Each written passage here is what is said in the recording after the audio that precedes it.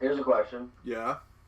What are your guys' favorite films from the past decade in the 2010s? The 2010s? My favorite 2010s. Oh, that's... You know, I made a post about this. I'm going to see if I can find it, but I did write a post about, what I thought my favorite movies from the decade were. I had one for each year. And on Letterboxd, I picked like my 10 favorites of the decade as Okay, well. so I'm going to just do a lightning round right now. So there are 3 Okay, so my favorite movie from 2010 was The Social Network. I did this. I said, I'm going to name 3 movies I loved from this decade. One of them was my favorite, but 2 of them I would recommend anyone see before they die. In 2010, my favorite from the year was The Social Network. Movies 3 that I would recommend people see before they die that from 2010 were Black Swan, The Town, and Scott Pilgrim. In 2011, my personal favorite film was Limitless. 3 I would recommend seeing before you die from that year are Super 8, Crazy Stupid Love, and Unknown. 2012, my personal favorite film was The Avengers. That's the reason why. I know that sounds like a cliche choice, but The Avengers I had more fun in a movie theater watching The Avengers than I had with any other movie in what had to have been 4 or 5 years. That's how big a deal it was. Yeah. So for that reason, The Avengers was my favorite 2012 movie. Movies that from that year I recommend are Django. I almost said Django. Django Unchained. Silent Hillbilly Boy. Django Unchained, Looper, and The Perks of Being a Wallflower. My personal favorite film of 2013 was Her. Movies I'd recommend from that year are Pacific Rim, Secret Life of Walter Mitty, and The Wolf of Wall Street. From 2014, my favorite was Boyhood. I know Lyle doesn't like that movie. Cody, I don't know how you feel about it. Cody likes it. Oh, you like Boyhood? Okay. I like Boyhood. I like it. I like it, but I don't love it. It's not a movie I want to watch again, but I thought it was a neat little experiment. Yeah. Did you forget how long the movie was when you were in it? Because I saw that on a date actually, and I actually kind of lost track of the time because I'm like, wow, I'm liking the story. The length didn't really bother me that much. It was just one part near the end where I felt like there was literally one part where I felt like this was the ending, but I'm like, oh shit, it's still going. And now I'm like, okay, now it kind of feels its length. But then it just kind of ended right away. So I was kind of like, when he drove okay, what off was the to point of having college? that? Because it was at a point where he's driving away, and I was like, oh, he's become an adult now.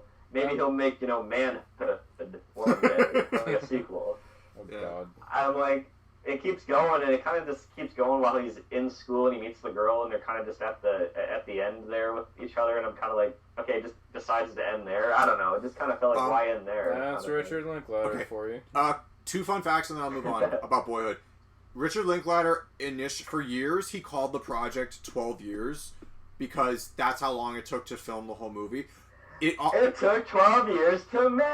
Oh my god! So he wanted to call it 12 years, but they changed it because it would have been too similar to 12 Years a Slave, which came out the year before.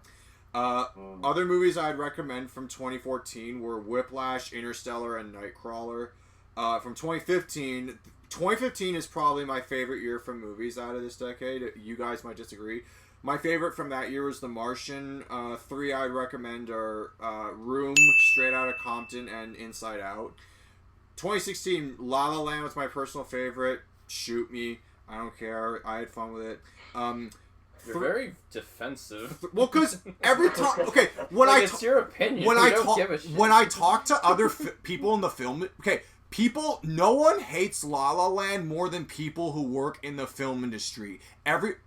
I've only met one person who works in film who loves La La Land more than I do. Everyone else in film that I know either thinks La La Land is okay at best or is horrible. I don't know. I'm about to break the mold because I think it's good. Oh, great. It's pretty good. It's pretty good. Yeah. Cool. Awesome. Yeah. Nice. It's not great, but it's pretty good. Yeah. Okay, cool. No, I can... Cody, what was your reaction when Moonlight stole the Oscar from them? They didn't steal it. That mistake. We'll get into my picks later on, but I thought it was the best. I was like, did M. Night Shyamalan write this Oscar night? I thought the mistake was a deliberate plan. It wasn't, though, but... And, okay, so... My other from 2016, 3 that I'd recommend are Arrival, Nocturnal Animals, and Hidden Figures. From 2017, my favorite was Baby Driver. 3 I'd recommend seeing before you die from 2017 are The Shape of Water, which means we'll get into that one. The Disaster Artist and Get Out. From 2018, my personal favorite, Cody, you're not gonna like this, was Green Book. Movies 3 I would recommend seeing before you die are Black Klansman, Annihilation, and Freaks. From 2019, A Beautiful Day in the Neighborhood resonated with me the most. But 3 I would recommend are Joker, Jojo Rabbit, and Ford versus Ferrari. All right. And that's my decade. Okay. Yeah. Those are some. That's quite a list. Yeah. You hit most of them. That's pretty good. Yeah. My list, I don't really go by year. I just have like a. My first pick was definitely The Shape of Water. I really loved how unique it felt. It reminded me a lot of like the early 2000s, like French wave with like Amelie and stuff. Like it had so much personality to it.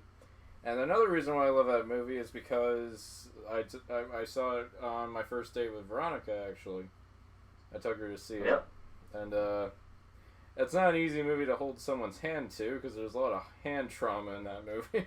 Wow. But I kept inching I inched my hand to her like every so often. I'd be like, pull back, and she started noticing this, and then she finally took my hand, and I was like, whoa.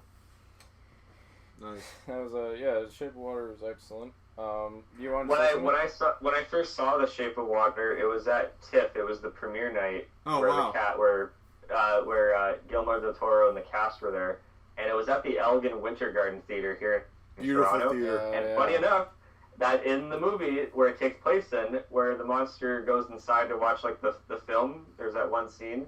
That is where we saw the movie. Yeah, exactly. Yeah, that's crazy. That's a very rare thing to happen where you're watching a movie and there's a scene where you're watching them in the theater, in the exact same theater that you're watching this movie. And it was a very surreal experience. And the whole theater clapped. And then Guillermo del Toro at the end said, all right, for the people that were sitting on in the seats that they were close to, you're going to get a free poster signed by all of us. And, you'll be all good. But we weren't anywhere near that. We were up on the mezzanine. Oh, no. Yeah, carrying on my list, I also picked Parasite, which was an excellent movie to end the 2010s on. So good. That peach sequence has got to be one of my favorite scenes of all time. It's pretty good. It's so well constructed. It makes me jealous. I wish I could write a sequence that just has such a good. You take out the bloody napkin and just look at it, and then the rich mom just like tilts her head. Tuberculosis. I love it. That's If Evan picked a Marvel movie and I picked 2, and it's the Guardians of the Galaxy series. I hold those movies very close to my heart personally. They remind me a lot of like the stuff me and my mom used to do, because we were like big, huge music aficionados and sci-fi nerds. So I just have those movies are kind of like my junk food. I enjoy them a lot. I wouldn't even say they're junk food, like, because they were legitimately good. I wouldn't say they're junk food. That's more like... I know people diss Marvel, but yeah, I do really like the... Okay, to hell with the Scorsese fanboys. Isn't it interesting when a comic book movie even tries to pay homage to Martin Scorsese, the Scorsese fans still don't like it because they said he's so misquoted. He's not even being all that like dismissive. I'm starting to think that Scorsese fanboys or fangirls are really pretentious, like almost like Nolan fans, because I remember reading this scathing article about Joker because last year Joker stole the Oscar nomination like buzz, and people are saying stop praising this movie, it's pretentious and it's trying to be a Scorsese film. Oh, it is. Stop praising it because it's not doing justice to mental health. Like, can you shut up and just enjoy it for what it is? I liked it. When you guys are both on your list, I actually have a lot to say about Joker. Next on my list is Wolf of Wall Street, speaking of Marty. Oh, yeah. I like that one. I don't feel the length with that one. And Hey, is this our 36th episode, right? Yeah. Those are rookie numbers, son. You gotta pump those numbers up. I gotta just watch that from beginning to end. I like that one. I also really like, naturally being a Tarantino head, I had to pick Django Unchained. If Inglourious Bastards came out this decade, I would have picked that one, but that was like 2000s. Yeah. So yeah, but Django's awesome. I liked it a bit more than like Hateful Eight and Once Upon a Time in Hollywood maybe would have been a close contender, but I think Django was a little bit better. And then up until a point, I also really liked Nightcrawler when it came out. Jake Gyllenhaal was fantastic. Grand Budapest Hotel was excellent. And then I also picked a few indie things. Like I really loved mid-90s. That was definitely the movie that connected with me the most out of the decade. Just like every little bit about it, I just loved it. I remember Evan and I think we stood at the TIFF line for like, 2 hours? And we saw Jonah Hill in person. Yeah, Jonah Hill walked past us after the movie because it was like a screening for the official. Wait a minute, you saw you saw mid-90s at TIFF? Yeah, we did. Yeah, it was on 20. We went to TIFF at 2018, so we saw like Green Book. You saw it at the Ryerson Theater? No, we saw it at the Lightbox. The Lightbox. Oh, okay. Because I saw it at Ryerson. Oh, that would have been funny. It would have been funny if we were all at the same screening. We bumped into together. I was like, Cody, I knew you'd be here. Cody from the '90s, come to see mid-'90s. Yeah, I saw that at the Ryerson. That's funny. Yeah. No, that was I enjoy that one a lot. I also one that was kind of like a interesting one was have you ever seen Sorry to Bother You? No. Yes, that's a good one. Yeah, no, I like really that like one. that one. It feels like almost like a Kaufman kind of film with like with the same like what's the word I'm thinking? Like the I would same think Tarantino tendencies in it too. I'd say like Spike Jonze tendencies or something like that. Like it has such like a level of whimsy that I kind of like, but at the same time it's just like out there and it does a lot of unique things director wise. I want to pay more attention to this director, like if he makes another movie, because it was like really cool to see the things he put together. Yeah. Boots Riley, check him out. And then my last one is like a really, really small movie that was shot actually in Evans High School, and that was the Dirties, which is a found footage movie about a school shooter. And I really like the presentation. That's another movie that almost has like Spike Jonze. The hallway in which the climax takes place in is actually a hallway I walk through every day. Yeah. And you're pretty close friends with like one of the camera operators too. Yeah, she was my instructor and friend of mine. Yeah. Yeah, no, I like Matt Johnson. He also had a show called Nirvana the Band, the show. He does a lot of stuff in this region, and I think that's pretty neat. Yeah. So I wanted to give him a shout out too. Yeah. And that's my list for the 2010s. I almost said 2000s, but we got to go 10 steps beyond. What's your list, Cody? Yeah. It's funny. I won't read off all of them. I have like a top 50 on Letterboxd, on a private list. So you guys are about to get like probably an early exclusive on some of my favorites from the past decade. Because it's funny. My friends and I wanted to like save to do this, but like in a PowerPoint kind of format. Yeah. Like almost like a presentation. But as COVID has taught us, is that even little plans can't really fall through. So here we are doing this. So. I'll just kind of rapid fire 20. Is that okay? Yeah, sure. Starting from 20, leading all the way up to my favorite movie of the decade. Okay, so number 20 is Marriage Story. Yeah, I love both their performances. You got some Black Widow and some Kylo Ren yelling at each other.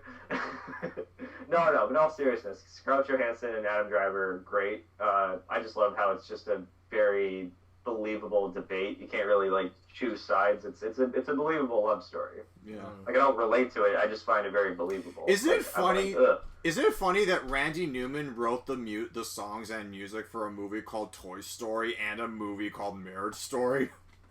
Oh yeah, it's true. Yeah. He likes his stories, I guess. Yeah. I like my stories. Stories are good. I write music that tells it how it should. I would like. Number 19 is Shame. Oh yeah, Steve that was McQueen. a good one. Yeah. Steve McQueen movie with Michael Fassbender. He plays like a sex addict. Just a very like emotional, raw movie about addiction. Yeah. I find it very cold and distant, but like it's also very like emotional at the same time. Yeah, But, that one hit very close to home for me. This one's called Steam? Shame. Shame, sorry. Shame, yeah. Yeah. Number 18 is Insandis. It's probably one of it's Denis Villeneuve's, like, I wouldn't say first mainstream movie. That probably is arguably Prisoners.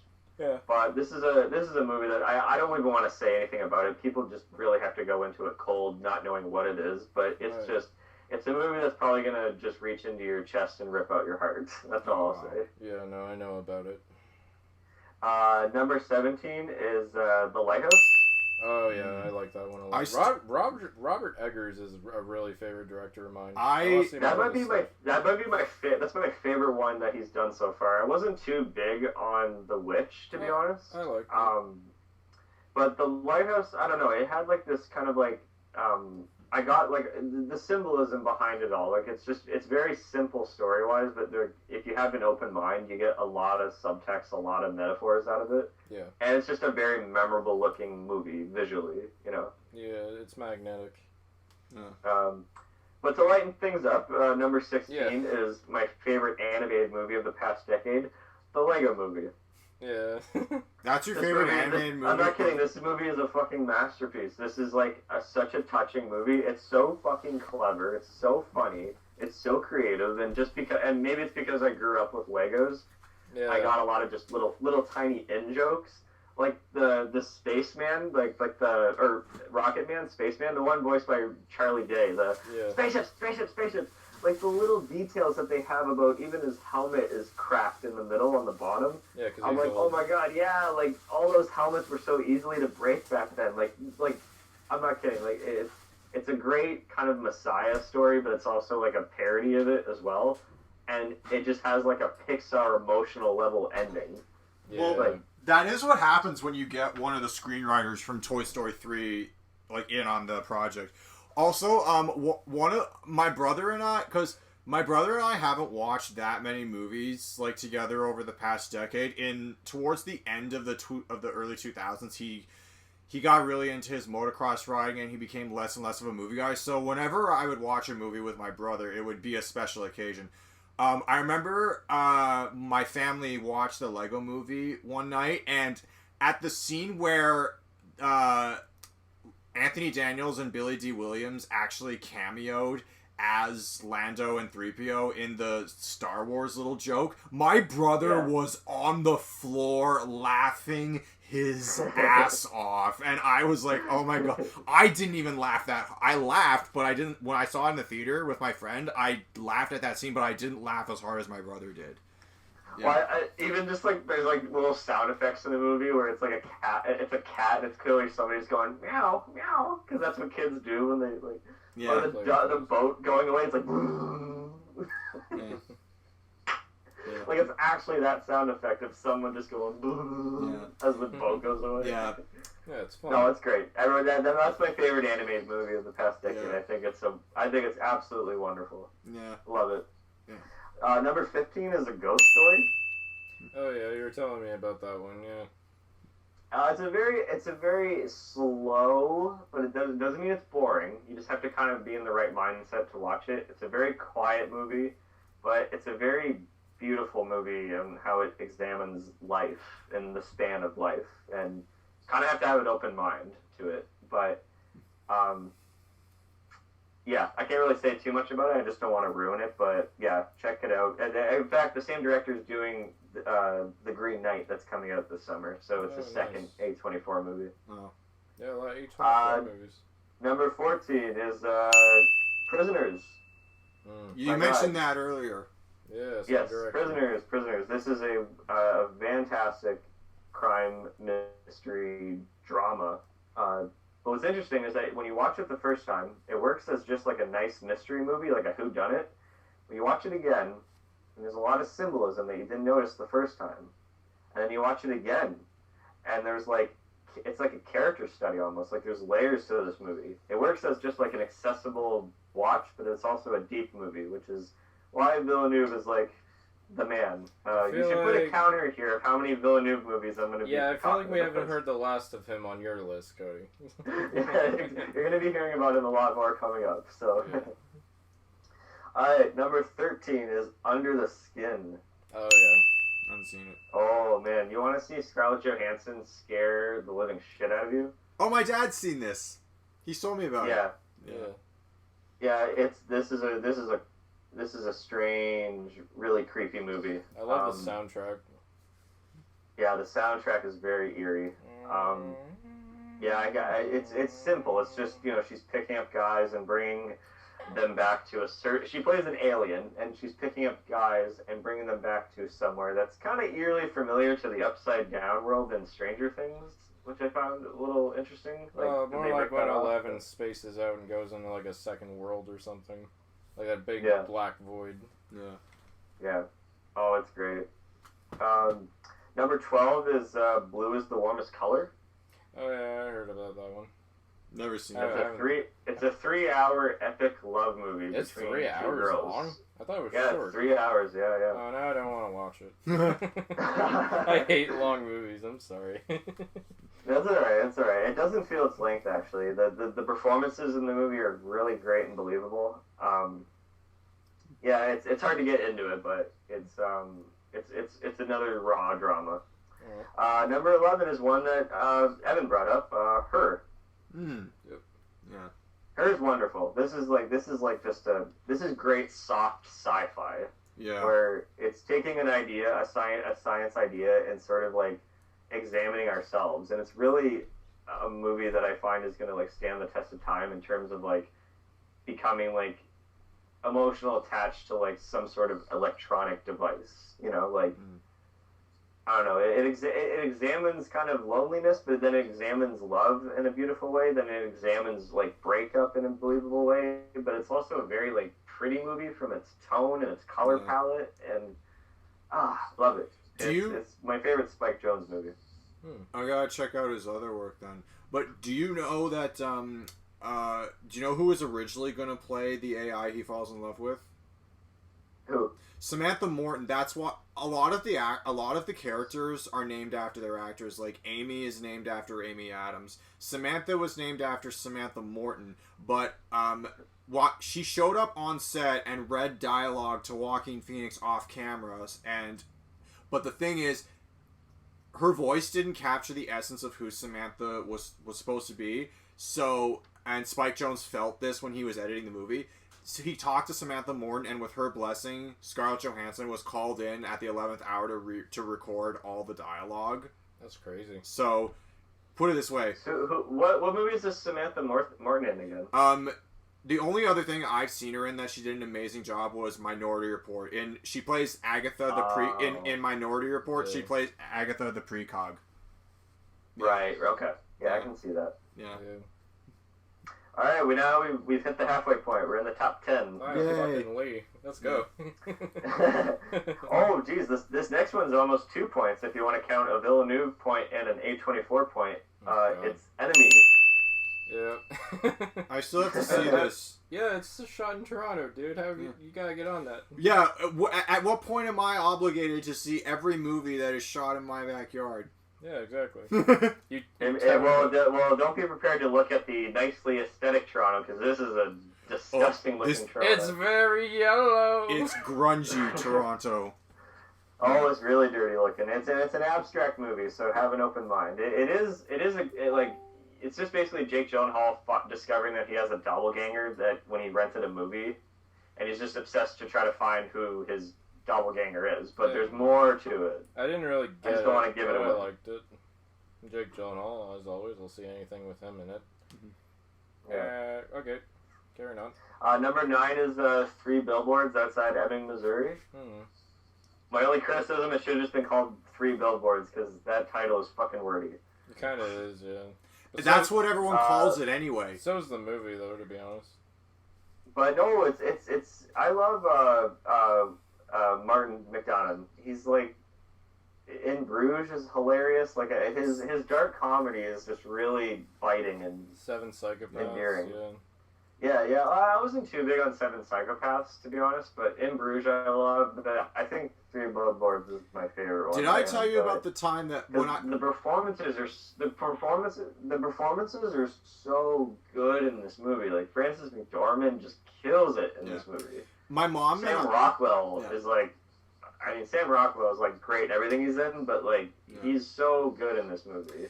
Do you want to know something? His arc is incredible. The first time I watched Seven Psychopaths, it was actually with my mom, and my mom was sold on the idea. My mom saw the trailer and thought, oh, it's going to be a witty comedy, which it is, but the violence was so off-putting for her that she turned it off, and I just finished the movie myself.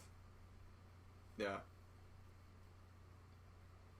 Yeah, that's great. My number 8 is another movie that I think it was another movie that both of you brought up, or maybe it was just Evan. It's Room. Evan brought it up, yeah. Yeah. No, that's a movie. Yeah, Speaking of my Room, mom, that's a movie that really does. Yeah, go ahead. I called my mom right after I watched that at TIFF with my friend Natasha, and as soon as that movie was over, I called my mom and told her how much I loved her, because that movie is like it's the mother-son relationship movie that not enough movies are about. Yeah, I mean it's definitely a really raw story, but it's I love how it's told from the kid's perspective. Yeah, it does a good job at like even the camera angles and just the kind of like innocence of it, and like I don't know, they grow so nicely in this movie, despite like their very horrible circumstances they were in at the beginning. I don't think I've seen a movie do that since AI, because AI was told from the kid's perspective too. Yeah. Yeah. Number 7 is Arrival. Ding! Denis Villeneuve. Yeah, Denny ding! Denny ding! No man, this is a sci-fi movie that like I've always wanted to see or make. Like very cerebral but very emotional, and it's just it really. I saw it at TIFF with Veronica, and both of us equally like loved it just for different reasons. Like she loved how kind of like emotional it was and kind of like deep it was, but I got into just like the filmmaking and the everything about it. Like it's a wonderful movie. I want to see more sci-fi movies like this, or make a movie like this. I have kind of a personal story about this movie. Sure. When I watched it in theaters, it was around the time I found a lump on my testicle. So I was really scared that I contracted like a disease or something, like cancer. So while I'm watching this, and I'm starting to feel like pain in that area at the same time, and I'm just kind of fretting for my life as I'm watching the story play out. And I felt so bad by the end because of the relationship the mother had with her daughter. And then I walked home and I called my ex at the same time because I was like, I'm kind of scared for my life right now.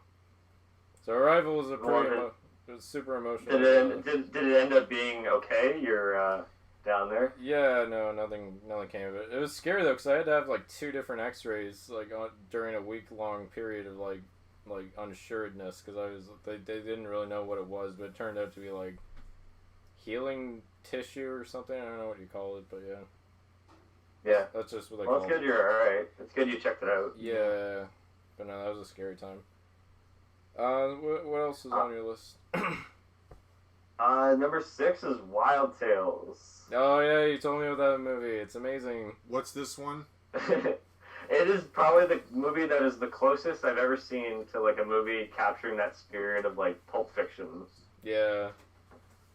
It's basically just a string of 5 different stories. Like they have nothing to do with each other, but they're so wonderfully dark and hilarious and well made, and just they're. Evan, you gotta check it out. My favorite story was the demo man.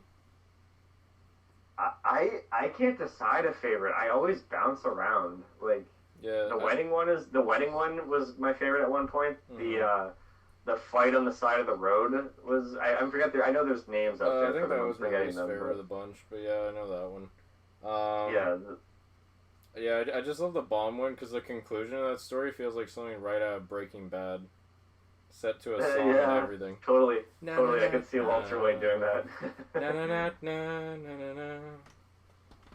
That song gets stuck. All right, now we've hit the top 5 best movies of the decade. Okay. Number 5, Parasite. Yes. That's so Fuck. good. That is like that was my favorite movie of 2019. I just because it had been such a long gap in between. Because I didn't really love anything from 2018. Like it was kind of a blah year for movies. Yeah. And the same thing kind of happened going into 2019. And when I saw Parasite, I was like, "There's hope. There's hope in cinema. Like this is like a perfect fucking movie. Like this is like an amazingly well told story. Like how it just juggles comedy and drama and just riveting suspense is just Bong Joon-ho, just you're a fucking god. Yeah. Like I don't know how you pulled this movie off. I love how cute he was at the Oscars too when he had so many awards. He has the two Oscars make out with each other. The two Oscars. And the big little smile on his face. It's like, thank you everybody. I'm gonna go get drunk. You want to talk about a cute Oscar moment? The year after that big fudge up with La La Land and Moonlight, when they said Best Picture goes to The Shape of Water, Guillermo del Toro marches up to the stage. He double checks the envelope and he shows it to the camera, saying, "Yep, yeah, I won. I rightfully so." Yeah. All right. Yeah, that's a good pick for number 5. Number 4 is Drive. Oh, that's It's great. been a long time since When I saw this movie, I said to myself, like, I officially understand the language of cinema, or I want to get to know it more. Like, it had a really profound impact on me as far as, like, how slow a movie can be, but how kind of, like, tension-filled it can be, and, like, how you can just make a simple story, but you can also make it so, kind of, like, I guess methodical is really the only word I can describe it as. Yeah. Like, but it's brutal. It's a very violent movie, and any movie with Ryan Gosling just staring, I'll love it. Ryan Gosling has the same. Ryan Gosling has the same deadpan stare expression. Like, I swear to God. Oh yeah, you know when you look at the Notebook, he's so dead-eyed. Oh yeah, I agree with you guys. I haven't seen the But his Notebook. later movies definitely have that thing going on. Yeah. The dead fish kind of thing. Number 3 is Moonlight. Oh, that's your number 3. So yes, I was very. I thought that was gonna be your number 1. So Moonlight. No.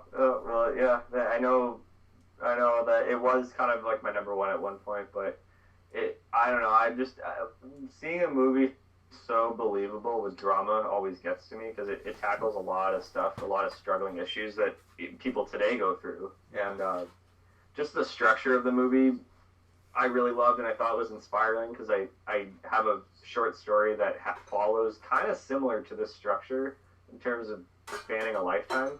Oh, yeah. So I felt like yeah when I saw the movie I was like, shit, I gotta make a few tweaks because there's a few similarities that I don't want to like be called out of being plagiarism. But no, it's a beautiful movie, and it's definitely my favorite out of the A24 caliber. So we closed out that. My number 2 is where's Evan? Sorry. He's in the kitchen. I do have to get ready for work. I gotta kind of go too. I gotta after get this ready, List, so we we're could probably kinda- call it a day. Yeah. But that's okay. Yeah, carry on with Okay, yours. yeah, I'll Number make this. 2. I'll make this quick. Two more. Yeah. Number 2 is Blade Runner 2049. Okay. Another Cool. Denny. So there we go. There's the Denny. There, the Denny. We hit a milestone. Oh, That's my favorite. Bye. Well, Bye, Danny. Oh, hi, Danny. Oh, hi, Danny. hi, Denny. Danny Venny. You just play that audio clip every time I announce one of his movies. Hi, Denny. No, do that. Let's go eat, huh? Okay. Fuck, this was like probably one of my favorite movie-going experiences of all time because I forgot I was watching a movie for that 2 hours and 45 minutes. What is it? That's a masterpiece. I can't wait to see Dune. Like I can't say anything else about it. Everything about it is like quality sci-fi milestone masterpiece. Okay, Like, now I think I know what your number 1 is gonna be, knowing you. and number 1 is Birdman.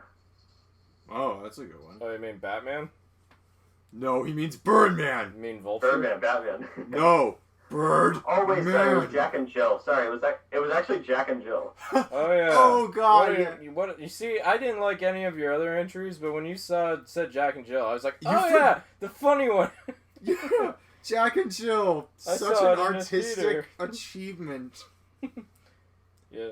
Oh yeah. No, Birdman's a really good pick for number one. The chemistry between Adam Sandler and his sister are just no. Sorry. I mean, Al Pacino at his career best. Irishman. Martin Scorsese is, can take a seat.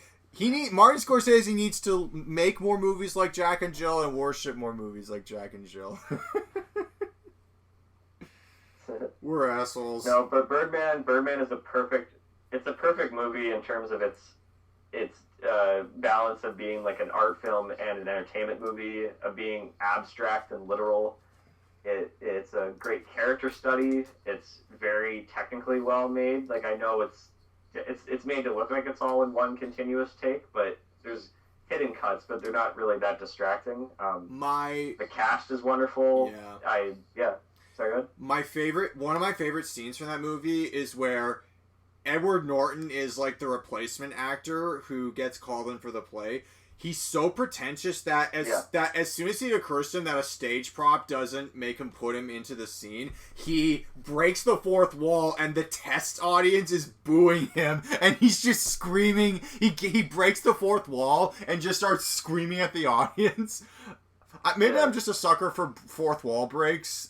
Like funny fourth wall breaks, but it's not supposed to be a funny scene, but I just can't stop laughing whenever I see that scene. Well, the movie is a comedy. It's a comedy drama. Yeah. But it's also, I mean, I find it both accessible to watch as just like, about a struggling actor trying to get some sort of like, trying to boost his ego basically. Yeah. Mm-hmm. But it's also just a very abstract movie that you can get a lot of things out of. I can watch it a certain way one day and then rewatch it later on and look at it a different way. It also examines the way Broadway views Hollywood, because apparently you feel like theater and film are the same, but they feel the same in some respects, but they're different in more respects than they are the same. Yeah. No, it's a very fluidly directed movie, I must say. Yeah. So that's definitely the decade. Do you feel like the world of cinema, like in this decade, were just like they had such a huge boner for like one shot like takes or like long tracking shots? Yeah. Like 1917. A lot. Gravity. I remember I saw one movie, Stan and Ollie, where like the opening scene is like a long tracking shot through a studio, and it's just. I see it all the time. Hustlers had a long tracking shot. And it's always, I always kind of see they all kind of work the same way. Like the camera will do like a 360 and do like, or more like a 180 and just go like, we follow them from behind, then we go from the front. We're like tracking as they're walking towards the camera. Like they kind of do all the same stuff, but like sometimes it's really, really effective. Like, does Paul Thomas Anderson do it that much anymore? Sorry, what? Does Paul Thomas Anderson do it that much anymore? Like, I haven't seen a lot of his more recent stuff. I like The Master didn't really have a lot of long takes. He did it in Boogie Nights. Yeah, I remember that. He was known for that kind of stuff. Magnolia had a lot of long tracking shots, but like, yeah, I just don't think it's done that much. I don't know. I'm going off topic. Anyways, that's a very good list. That was a fun topic. We could probably make a whole segment out of it, but I am spent.